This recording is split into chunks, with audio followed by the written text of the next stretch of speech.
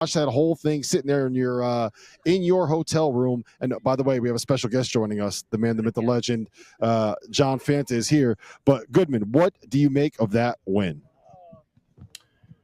Well, I mean, obviously you can look at it both ways, Rob. You could look at it as Arkansas pissing it away because they had, I think it was a 13-point lead with about 4 minutes left, 6-point lead with a minute and change left. Obviously, Texas Tech took it overtime, and Arkansas had so many chances to put it away. So you can look at it that way. I'm going to choose to look at it from optimism and the positivity, because that's who I am. And Texas Tech, man, they refuse to quit in this one. They absolutely refuse to quit. You know, Grant McCaslin is that kind of grinder. That's what this team did. They were without one of their best players, Chance McMillan, and they fought and they hung around and they just found a way. And Darren Williams was unbelievable down the stretch. But this was a gutsy win for a Texas Tech team that nobody thought. I mean, if you had said this before the start of the season, that Texas Tech would be going to the Elite Eight and would beat Arkansas, a very talented Arkansas team that was fairly whole tonight, people wouldn't have believed us. What an incredible college basketball game, and a testament to what we hope for in the Sweet 16 when heavyweights meet. That was the best game of March Madness thus far. 10 and change to go, and Texas Tech, Goodman, is down by 16. They look buried. Their offense had no sense of direction. I want to give credit to, number one, Darion Williams for not letting his first half define him, and two, how about Christian Anderson? He is a freshman. And he has the best performance of his career with 20 points. He didn't shoot the ball great, but he never stopped fighting. This was Grant McCaslin basketball in the final 10 minutes and then the 5 minutes in overtime. It was elite defense by the Red Raiders. And this is an Arkansas team and a run that obviously was magical, Rob.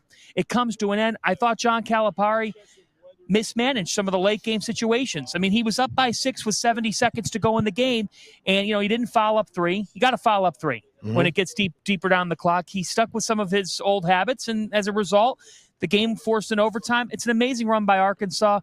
You have a loose thing on your mic flag that I just picked off, but Texas Tech, this is an incredible win for them. That's a real friend right there, guys. That is a real friend. I just wanted to help you out, my friend. That's a real friend right there. You know what, though? It's an incredible win and an outstanding game. And if you're Arkansas, you're going to be on that plane back from San Francisco, and John Calipari is going to be thinking, could I have used my timeout? Could I have fouled up 3? There's a lot of things that he didn't do there late. Here was my biggest takeaway, and Jeff, tell me if you agree with this, because I was able to watch probably the last 10 minutes of that game on my laptop in a building where this game was, let's be honest, there wasn't much theater going on here in Newark towards the end of that Duke. It got fun a little bit. Caleb Love, you got to give him. We're going to give him his flowers. We'll give him his flowers. But I thought what happened down the stretch of that game was Grant McCaslin and Texas Tech knew exactly what they wanted on every single possession, and it felt like they were able to isolate the mismatches they wanted, isolate Darion Williams in the places they wanted, and they were able to run the stuff exactly what they wanted to do down the stretch. And it kind of felt like Arkansas was, hey, look, we're going to get this guy in ISO, we're going to get this guy in ISO. We're just going to try to hope that our 16-point lead is going to be enough to carry us through to the end of the game, Jeff. And I think you got to give all the credit in the world to Coach Cal for getting this season turned around and getting them to this point. But I also think that some of the concerns that we had heading into the season is what we saw in the final probably 10 minutes in overtime of that game.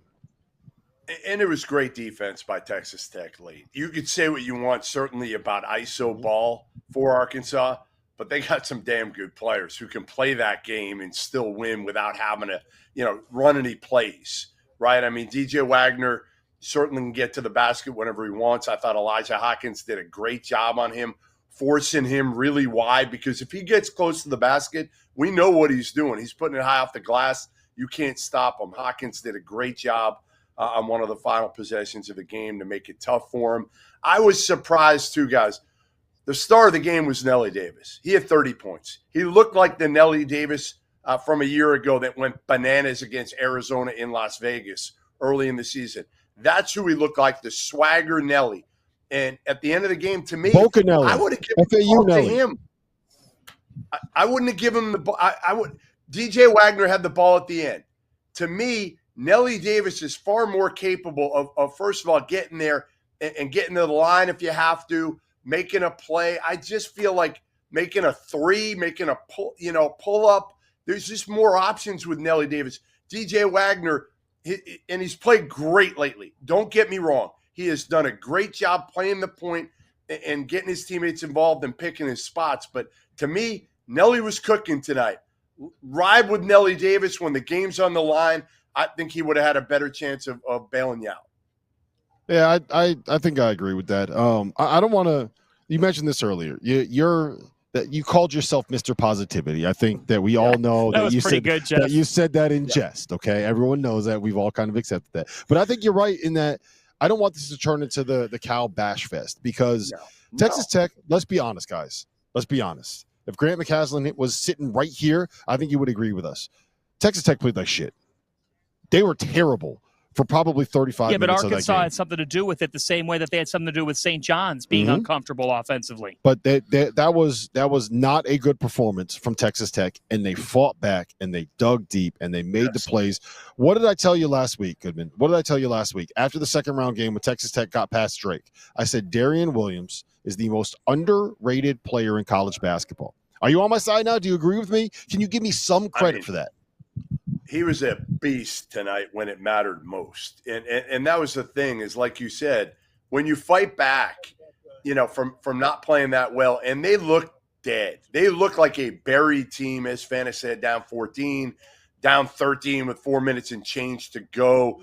It just looked like there was going to be no way they were going to come back, because Hawkins couldn't make a shot. He couldn't make a shot. He was getting swallowed up by the big Arkansas guards. So for them to come back, man, I know Grant McCaslin in the postgame was like, we thought we were going to win all along. I'm like, I don't know how you could have thought that. How could you have thought that? I don't know how you could have thought that. No, but you know what else, Jeff? R.J. Lewis shot 3 for 17 last Saturday against Arkansas, and Arkansas has something to do with that. Think about this tonight. Darian Williams in the first half shot 2 for 12. 2 for 12. Yeah. He was uncomfortable. He looked like he was having a really hard time. I mean, Hawkins, you said it earlier tonight. You tweeted like Hawkins was rattled in this game. Arkansas was in their heads. Look, Grant's saying that because he believes in his team, and I appreciate that. I think the job that he's done is one of the best in college basketball. You tip your cap to both teams. The last 10 minutes of that game felt like a heavyweight fight. And give credit to Tech. They had to make 2 threes to tie the game and force overtime, and they did. I thought one of the other plays that really defined it, which Williams played a part here, Williams had the block of John L. Davis in overtime. That sums up the program. If you watch the play, Williams stuck with Davis. He didn't go for the ball fake, and then he rejected the shot. They've got the length. They've got the versatility to compete with just about anybody, and that's why Texas Tech, Florida on Saturday, our Saturday slate now for the Elite Eight is unbelievable. I mean, this building, holy smokes, is it going to be out of control. Yeah.